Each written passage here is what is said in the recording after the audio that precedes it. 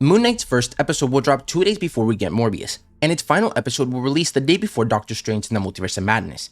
And this has gotten fans excited and theorizing on if Moon Knight will appear in Morbius, or vice versa, and if the end of Doctor Strange 2 could set up the Midnight Suns. But that's not the only connection, because in a recent interview with Variety, Oscar Isaac, who will be playing Moon Knight, and Jared Leto, who's playing Morbius, bonded over their characters and going all out with their performances. Now, while some may not think that the interviews mean anything, Isaac did reveal that the show will only be a limited series, meaning there won't be a second season. We also at the very least know that Marvel has in the past set up connections in different projects releasing close together. Take Hawkeye for example. Kingpin was teased at the end of episode 5, Matt Murdock appeared in Spider-Man No Way Home 2 days later, and in episode 6 the Kingpin officially appeared and played a major role in Hawkeye's finale. So since Marvel is doing this again with Moon Knight and Doctor Strange 2, we could see some connection between them, whether it be the Midnight Suns, Blade, or something else like the Black Knight project even.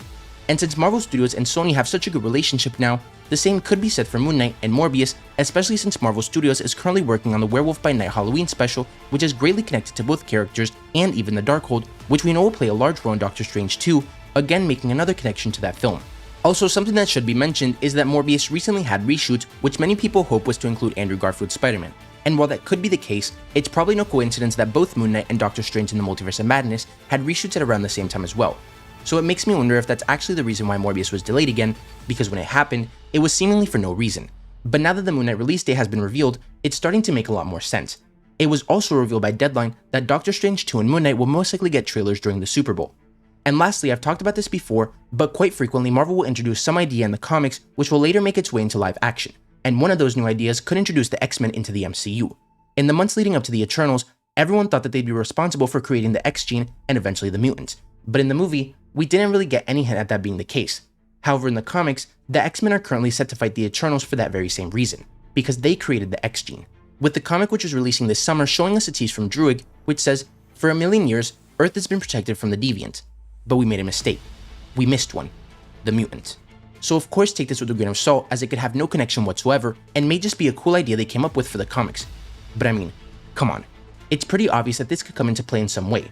We literally just got the Eternals, we know that the Eternals 2 is coming, the Mutants project was announced back in 2019 by Kevin Feige, and is coming eventually, so this could be the perfect way to introduce them into the MCU. Plus, I mentioned yesterday that Ma Dong Suk will come to the US this summer to film a new project as Gilgamesh. And while I did say that it's probably too early for the Eternals 2, it does really seem like the only option since Gilgamesh died in the Eternals. But let me know what you guys think about all this.